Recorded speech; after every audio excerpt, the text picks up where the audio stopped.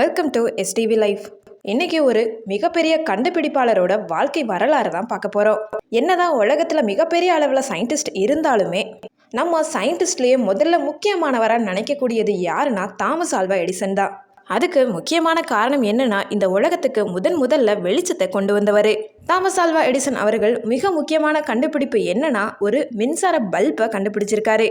அதை தொடர்ந்து gramophone, kinetoscope, cinema projector, cement, concrete, இந்த மாதிரி 1000க்கும் மேற்பட்ட கண்டுபிடிப்புகளை கண்டுபிடிச்சிருக்காரு.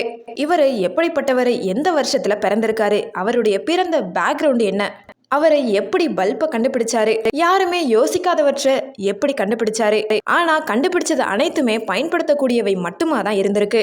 வாங்க அவருடைய வாழ்க்கை வரலாறை இந்த வீடியோல பார்க்கலாம். கடைசி வரைக்கும் மிஸ் பண்ணாம பாருங்க. தாமஸ் ஆல்வா எடிசன் அவர்கள் பிப்ரவரி மாதம் 17ஆம் தேதி 1847வது வருஷம் அமெரிக்காவில் உள்ள ஓஹியோ மாகாணத்தில் மிலன்கிற ஒரு ஊரில் ஒரு மிடில் கிளாஸ் ஃபேமிலியில் பிறந்திருக்காரு. அவருடைய தந்தையார் சாமுவேல் எடிசன், அவருடைய தாயார் ஜான்சி மேத்யூஸ். இவங்க 2 பேத்துக்கும் 7வது மகனாக பிறந்திருக்காரு எடிசன் அவர்கள். தாமஸ் ஆல்வா எடிசன் அவர்கள் சின்ன வயசுல செஞ்ச ஒரு சேட்டையால அந்த பாதிக்கப்பட்டவர் கோபத்துல வேகமா ஒரு அரைஞ்சிருக்காரு. அந்த ஒரு காரணத்துக்காக அவருக்கு ஒரு காது கேட்குற திறன் இல்லை. அது மட்டும் இல்லாம தாமஸ் ஆல்வா எடிசன் அவர்கள் 4 வயசு வரைக்குமே பேசவே கிடையாதாம். இவ்வளவு பிரச்சனைகள் இருந்த காரணத்தினாலேயே அவரை ஸ்கூலை 8 வயதுல தான் ஜாயின் பண்ண வச்சிருக்காங்க. இருந்தாலுமே அந்த பசங்களோட தாமஸ் ஆல்வா எடிசன் அவர்களால் தன்னோட பள்ளி படிப்பை தொடரவே முடியலை. அந்த ஸ்கூலில் என்ன சொல்லிட்டாங்கன்னா, தாமஸ் ஆல்வா எடிசன் அவர்களுக்கு மூளை வளர்ச்சி கிடையாது, அவர் ப்ராப்பராக கான்சென்ட்ரேட் பண்ண மாட்டேங்கிறாரு, படிக்க மாட்டேங்கிறாரு, இந்த மாதிரி சொல்லி ஒரு லெட்டரை கொடுத்து அவங்க தாயார்கிட்ட சொல்லி வெளியே அனுப்பிடுறாங்க. ஸ்கூலில் ரிஜெக்ட் பண்ண காரணத்தினால அவங்களுடைய அம்மா டீச்சராக இருந்த காரணத்தினாலேயே வீட்டிலேயே அவருக்கு பாடம் சொல்லித்தரவும் ஆரம்பிக்கிறாங்க. தாமஸ் ஆல்வா எடிசன் அவர்கள் சின்ன வயசுல இருந்தே ஏதாவது ஒரு துருதுருன்ட்டே இருப்பாராம்.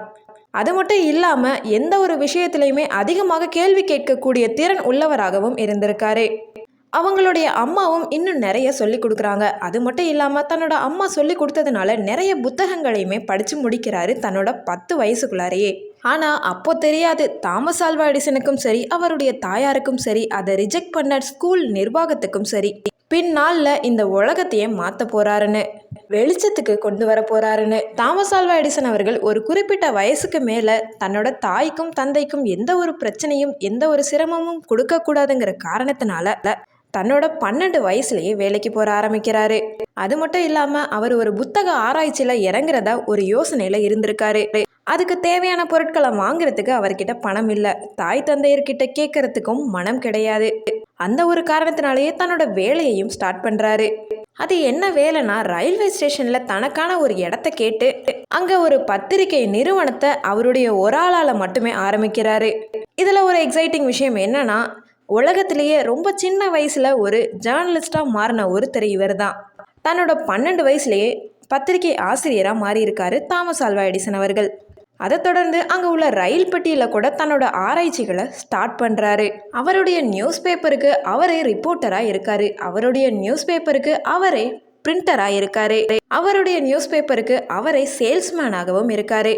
அங்கே ட்ரெயின் ஓடிட்டு இருக்கும் பொழுது திடீர்னு ஒரு தீ பற்றி எரிய ஆரம்பிக்குது. அந்த ஒரு காரணத்தில் இவருடைய வியாபாரம் தடைப்படுது. அது மட்டும் இல்லாமல் அந்த இடத்துல ஒரு நல்ல விஷயமும் பண்ணியிருக்காரு. அங்கே ஒரு குழந்தைய காப்பாற்றிருக்காரு. காப்பாற்றப்பட்ட குழந்தை அந்த ரயில்வே ஸ்டாஃபாகவும் இருந்திருக்காரு. இவரை காப்பாற்றி கொடுத்ததுனால அவருக்கு ஒரு கிஃப்டா அந்த ஒரு தந்தி முறையை கற்றுக் கொடுக்கறாரு. அதுக்கு அடுத்ததாக அந்த தந்தியை தயாரிக்கக்கூடிய கருவியை தாமஸ் ஆல்வா எடிசன் அவர்கள் தானே கண்டுபிடிக்கிறாரு. பெரும்பாலும் அங்கே 1877வது வருஷம் வரைக்குமே ஒரு குறிப்பிட்ட ஆசிடை ஊற்றி தான், பெரும்பாலும் 1887வது வருஷம் வரைக்கும் ஒரு குறிப்பிட்ட ஆசிடை ஊற்றி தான் விளக்கு எரிய வச்சு தன்னோட வாழ்க்கையை நடத்திட்டு வந்திருக்காங்க. அதனை மாற்றியமைக்கும் விதமாக சோலார் லைட்டை கண்டுபிடிச்சி தராரு.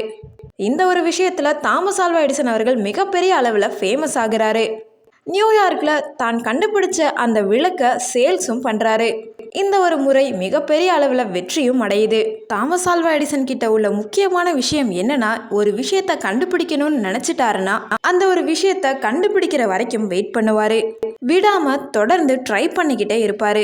இந்த தடவை இதில் மிஸ்டேக்ஸ் ஏற்பட்டிருந்துச்சுன்னா அதை அவாய்ட் பண்ணிட்டு அடுத்து கண்டினியூ பண்ண ஆரம்பிச்சிருவாரு.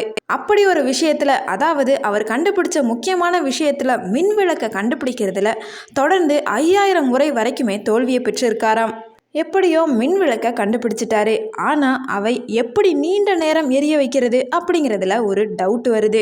அதை நிறைய ட்ரை பண்ணி பார்க்குறாரு. ஆனால் ஏதோ ஒரு விஷயத்தில் தடை ஏற்பட்டுக்கிட்டு தான் இருந்திருக்கு. அந்த வகையில் தான் 5000 முறை வரைக்குமே அவர் ட்ரை பண்ணியிருக்காரு. ஒரு முறை ஒயர்ல ப்ராப்ளம் வருது, ஒரு முறை கரண்ட்ல ப்ராப்ளம் வருது, ஒரு முறை லைட்ல ப்ராப்ளம் வருது. இந்த மாதிரி அவருடைய பிரச்சனைகள் தொடர்ந்துக்கிட்டே போயிட்டு இருந்திருக்கு. தொடர்ந்து 5000 முறை வரைக்குமே வேற வேற பொருட்களை வச்சு செட் பண்ணி அதை எப்படியோ கண்டுபிடிக்கிறாரு. கண்டுபிடிக்கிற வரைக்குமே அவர் ஓயவே கிடையாது. அந்த 5000 தோல்விகளுக்கு நடுவில் பல பொருட்களை கண்டுபிடிச்சிருக்காரு. அந்த விஷயங்கள் 1000ஐயுமே கடந்ததாக சொல்லப்படுது.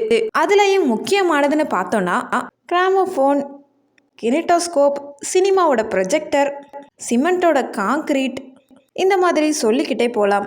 தாமஸ் ஆல்வா எடிசன் அவர்கள் 1871 வருஷம் மேரிங்கிற பெண்ணை திருமணம் பண்ணிக்கிட்டாங்க. தாமஸ் ஆல்வா எடிசன் அவர்களுக்கும் மேரி அவர்களுக்கும் 3 குழந்தைகள் இருக்காங்க. மேரி அவர்கள் ரசாயனத்தை பற்றி படிச்சிருந்த காரணத்தினால தாமஸ் ஆல்வா எடிசன் அவர்களுக்கு மிகப்பெரிய அளவில் அவருடைய கண்டுபிடிப்புகளுக்கு உதவிகரமாகவும் இருந்திருக்காங்க. ஆனால் ஏதோ ஒரு உடல்நிலை பாதிப்பு காரணத்தினால 1884 வருஷம் மேரி அவர்கள் மரணம் அடைஞ்சிட்டாங்க. அதை தொடர்ந்து மில்லன்கிறவங்களை 2வது திருமணமாக தாமஸ் ஆல்வா எடிசன் அவர்கள் மனம் புரிகிறாரு. இவங்களுக்கும் 3 பசங்க இருக்காங்க. தாமஸ் ஆல்வா எடிசன் அவர்கள் தன்னுடைய கண்டுபிடிப்புகளையும் தாண்டி தன்னோட 84வது வயசில் 1931 வருஷம் அக்டோபர் 18ஆம் தேதி நியூஜெர்சி மாகாணத்தில் வெஸ்ட் ஆரஞ்ச் நகரில் முதிர்ச்சியின் காரணமாக காலமாகிறாரு.